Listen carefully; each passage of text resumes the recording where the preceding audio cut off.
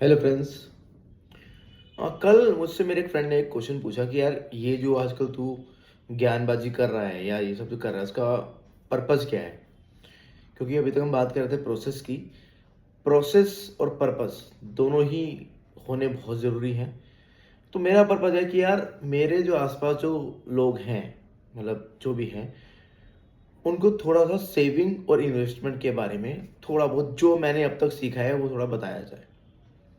Reason कि यार देखो, खा कमा तो सब रहे हैं। एक कैटेगरी है कि भाई चाहे वो सैलरी कैटेगरी हो, चाहे वो दुकानदार हो या कुछ भी हो, काम किया, पैसे आए, उसे खा पी के हवा कर दिया, जो आजकल चल भी रहा है। बल्कि एक रिपोर्ट बड़ी इंटरेस्टिंग अभी पब्लिश हुई है कि अभी क्या हुआ है कि हमारा जो डेट है वो हमारे सेविंग के कंपेयर में डबल स्पीड से बढ़ा है। मतलब हमने अगर 100 रुपये की अगर सेविंग्स, अगर हमने 100 की अगर ग्रोथ अगर आई है तो 200 रुपये की ग्रोथ आई है डेट की। बल्कि कुछ तो किससे कुछ ऐसे भी सुनने में आ रहे हैं कि लोग डेट लेकर ईएमआई पर घूमने जा रहे हैं। मतलब मेरे लिए मेरे लिए बहुत अजीब है ये। अय्याशी करनी है, मस्ती करनी है, जो करना है कीजिए यार, अच्छे से कीजिए। जीवन है, एंजॉय करने के लिए मिला है, लेकिन डेट लेकर घूमने जाना मेरे लिए थोड़ा सा अजीब है। मेरी अपब्रिंगिंग कुछ इस तरह से रही है, मतलब कि मेरे दिमाग में हमेशा से रहा है और मेरे को लोग भी कुछ उसी तरीके के मिले जिनका मैं कई बार जिक्र भी करता हूँ, जिन्होंने मेरे को सेविंग्स को बहुत इंकरेज किया। मैं ऐसा कुछ, शायद मेरे पास ऐसा कुछ नहीं है बताने के लिए जो कि आपको बाकी जगहों से ना मिल सके। या ज्ञान तो सब जगह एक जैसा ही है यार, ज्ञान कुछ अलग थोड़ी है। मैं A+1+1 2 कोई उसमें कुछ अलग से ऐड कर सकता है क्या?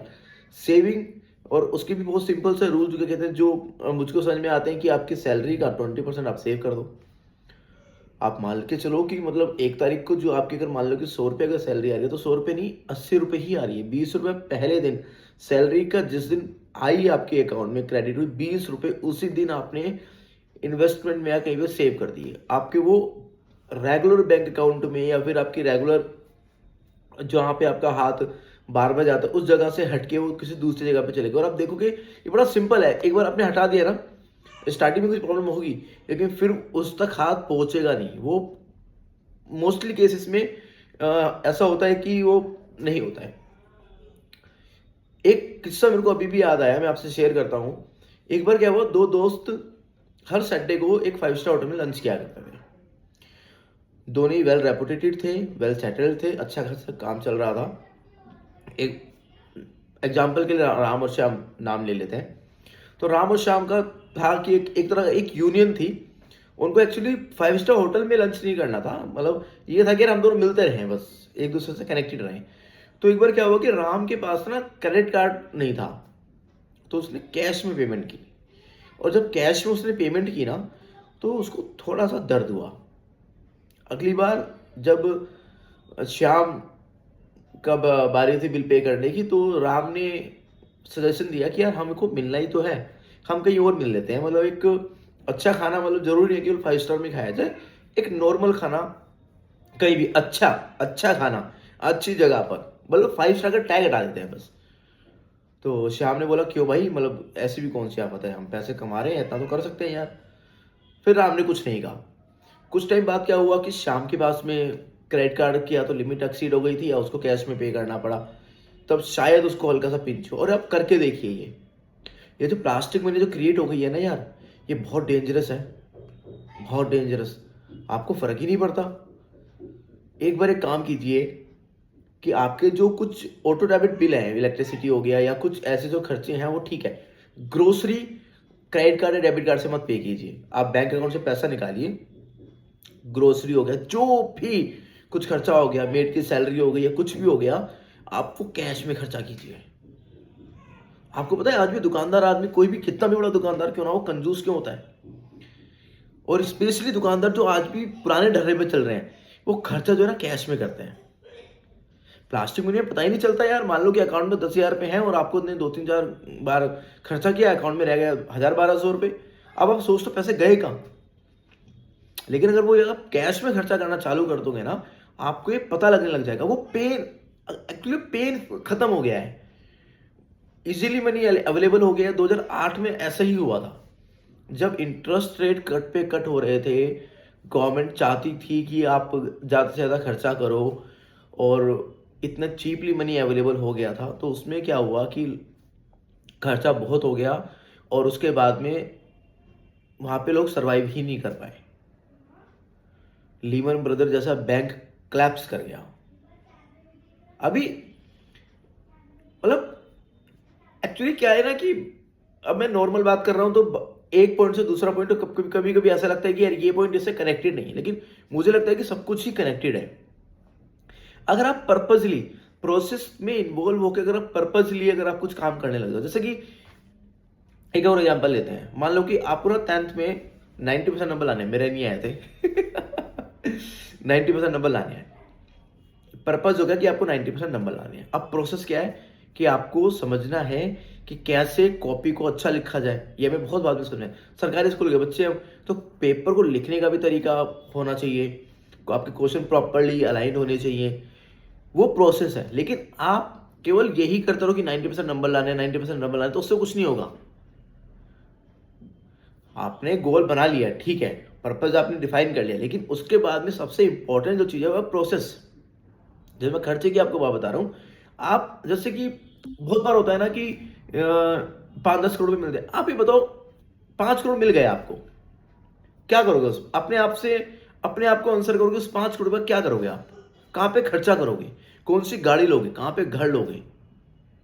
और जिस दिन आपके दिमाग में शायद क्लियर हो जाएगा ना कि कहाँ पे आप घर लोगे, कौन सी गाड़ी लोगे, बच्चों को कौन से स्कूल में भेजोगे, आप उसके प्रोसेस का पार्ट बन जाओगे। धीरे धीरे आपका दिमाग उस तरीके से चलने लगेगा। अभी कुछ दिनों पहले मेरे कुछ यार दोस्तों ने मेरे पे कमेंट किया कि यार राहुल तो ना बस केवल पैसे की बात करता है, उसे और किसी से मतलब नहीं है। ऐसा नहीं है, मैं और भी बहुत सारी चीज़ें करता हूँ, लेकिन मेरा ना इस थॉट प्रोसेस के जो लोग हैं, मेरा उनसे ना सिर्फ एक सिंपल सा एक टास्क है, अगर वो कर सके तो 3 महीने के लिए ना बंद करो यार, चलते हैं कहीं घूमने। कुछ भी जो मन करता है ना, 3 महीने के लिए नौकरी बंद करते हैं, चलते हैं घूमने। सब कुछ बंद करते हैं, 3 महीने का घर वालों को बोलते हैं भैया ये रही आपका अगले 3 महीने का खर्चा, ये है, आप करो। 3 महीने के लिए मैं आपको नहीं जानता, आप मुझे नहीं जानते, कोई हारी परेशानी होगी, फ़ोन नंबर है, बट कम से कम कॉल करेंगे। बंद करो यार ये। क्यों सुबह सुबह उठ के क्या कहते हैं, नौकरी पे जाना, दुकान खोलना, सर्दी गर्मी में बरसात सब में मरना, क्यों करना? पैसा इंपॉर्टेंट नहीं है ना? अरे यार, ये सब ना, मतलब मैं तो ये कहूँगा, ये फेलियर दिमाग की थॉट प्रोसेस है, इसको छोड़ो। मतलब एक मैसेज बहुत वायरल होता है कि गाड़ी चाहे BMW हो, चाहे मारुति हो, रास्ता वही रहता है। गाड़ी घड़ी चाहे HMT की हो, चाहे रोलेक्स हो, समय वही बताती है। बिल्कुल सही बात है, बिल्कुल सही बात है। लेकिन अगर घड़ी अगर HMT की है और घड़ी या रोलेक्स की है, तो आपके वक्त की कीमत बदल जाती है। रोलेक्स वाले से लोग मिलने आते हैं, रोलेक्स वाला मिलने नहीं जाता। अगर आपकी गाड़ी मारुति है या BMW है, तो रास्ते बेशक एक ही रहे हों, लेकिन मंजिलें बदल जाती हैं, थॉट प्रोसेस चेंज हो जाता है। ये सब फेलियर थॉट्स जो है ना यार, पहले तो अपने दिमाग से इनको बाहर करो, तभी तो कुछ प्रोडक्टिव सोच पाएंगे, तभी तो कुछ होगा।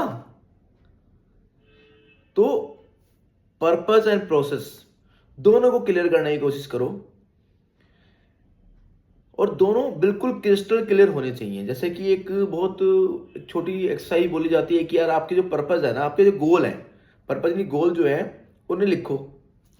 फिर उनका ना पर्पस आपके दिमाग में डिफाइन होना चाहिए। मेरे को घर चाहिए, मेरे को 5 करोड़ की गाड़ी चाहिए, रोल्स रॉयस चाहिए, क्यों चाहिए? पर्पस क्या है? मुझे 90% नंबर लाने 10th में, पर्पस क्या है? और जिसका पर्पस क्लियर है, उसका गोल बहुत क्लियर आंखों के सामने रहता है, और प्रोसेस में वो अपने आप इन्वॉल्व हो ही जाता है। जैसे मैं आपसे कह रहा हूं कि आप बताओ कि यार कि आपको गाड़ी लेनी क्यों है, घर बड़ा लेना क्यों है? इन छोटी छोटी बार चीजों के बारे में सोचो। इन्वेस्टमेंट एंड सेविंग कोई बहुत बड़ा हुआ नहीं है, हमें बहुत कुछ नहीं करना है, बहुत छोटे छोटे से स्टेप्स लेने हैं। Thank you.